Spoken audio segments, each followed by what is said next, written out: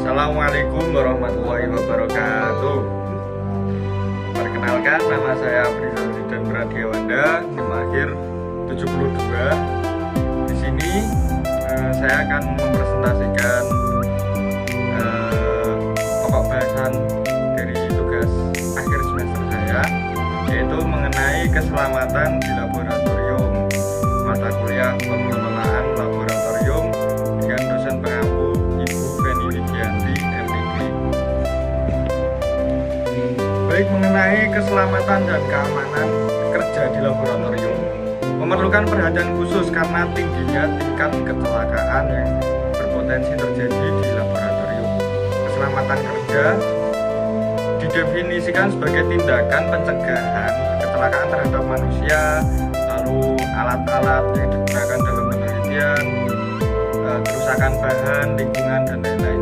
Mencakup pencegahan timbulnya penyakit akibat lingkungan kerja yang mempengaruhi fisik dan mental pekerja.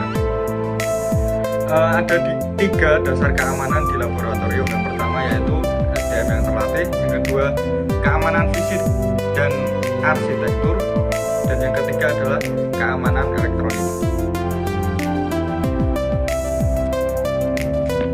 Mengenai penggunaan bahan berbahaya di laboratorium ini juga perlu memerlukan perhatian khusus dengan cara yang pertama ada tinjau akses periodik, yang kedua memberikan pelatihan dan batasi jumlah pegawai, dan yang ketiga tetap waspada karena potensi terjadinya kecelakaan akibat bahan berbahaya ini sering terjadi. Reaksi di laboratorium yang berbahaya menimbulkan ancaman keselamatan yang lebih besar karena resiko terorisme dan produksi obat-obatan terlarang. Penting untuk menyadari potensi penyalahgunaan bahan kimia laboratorium. Keamanan laboratorium harus fokus pada agen biologi, reagen sintesis, dan racun kimia, serta kemungkinan laboratorium itu sendiri digunakan untuk sintesis zat terlarang. Jadi dalam pertanggungjawaban di laboratorium juga harus memperhatikan penggunaan dan juga kadar-kadar saat menakar bahan-bahan berbahaya karena berpotensi untuk disalahgunakan oleh pihak-pihak yang tidak bertanggung jawab. Selanjutnya yaitu mengenai keamanan informasi. Keamanan informasi sendiri ada tiga aspek yang harus diperhatikan. Yang pertama adalah cadangan data, yang kedua perlindungan informasi rahasia, privasi mengenai pegawai, mengenai administrasi laboratorium, dan juga administrasi dari peserta didik, dan yang ketiga yaitu sistem informasi laboratorium. Semua data informasi peserta didik maupun penanggung jawab laboratorium merupakan salah satu informasi yang harus dijaga keamanannya agar tidak disalahgunakan oleh pihak lain. Lalu ada penilaian kerentanan keselamatan. Tujuan penilaian kerentanan keselamatan adalah menemukan potensi risiko keamanan, tingkat ancaman, dan kecukupan sistem yang ada di laboratorium. Penilaian ini dilakukan dengan memeriksa laboratorium dan berdiskusi dengan pegawai mengenai bahan kimia, peralatan, prosedur, dan data. Apakah bahan kimia dan alat-alat tersebut masih layak digunakan atau tidak? Ini merupakan salah satu bentuk dari penilaian kerentanan keselamatan. Nah, di poin yang ini yaitu mengenai kepatuhan pada peraturan dan budaya di laboratorium. Yang pertama ada rencanakan eksperimen. Jadi sebelum melakukan eksperimen harus melakukan perencanaan yang matang mengenai eksperimen atau penelitian apa yang akan dilakukan di laboratorium tersebut. Yang kedua yaitu mematuhi prosedur. Artinya dalam melakukan sebuah eksperimen memiliki prosedur-prosedur khusus yang berbeda-beda, dan itu harus dipatuhi agar meminimalisir terjadinya resiko kecelakaan. Lalu ada meminimalkan operasi sekecil mungkin.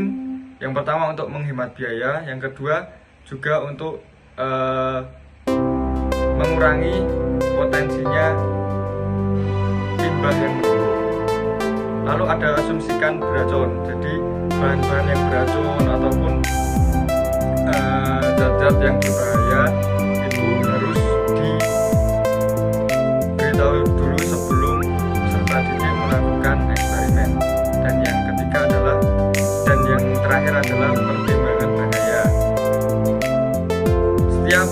melakukan eksperimen terutama dengan bahan-bahan kimia pastinya memiliki bahaya fisik dan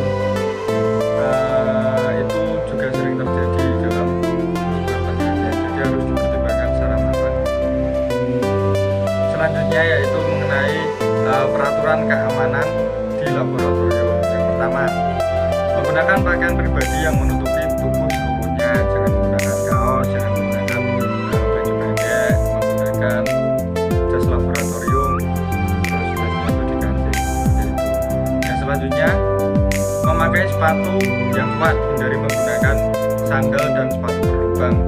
Agar apa? Agar ketika kita mereaksikan suatu zat ataupun bahan, terus ketika ada tetesan dari bahan tersebut dan itu mengenai kaki kita, agar tetap aman. Jika kita menggunakan sandal, bisa saja kaki kita melumpuh ataupun resiko kecelakaan yang lain. Yang ketiga yaitu menggunakan masker dan pelindung wajah.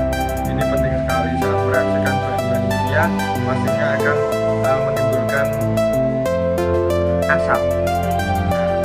Kalau kita pakai bahan beracun, asap tersebut juga akan mengandung racun. Terus ada menggunakan sarung tangan latex untuk melindungi kulit tangan kita dari terkontaminasi langsung dengan bahan-bahan berbahaya tersebut. Nah, yang terakhir yaitu kesimpulan.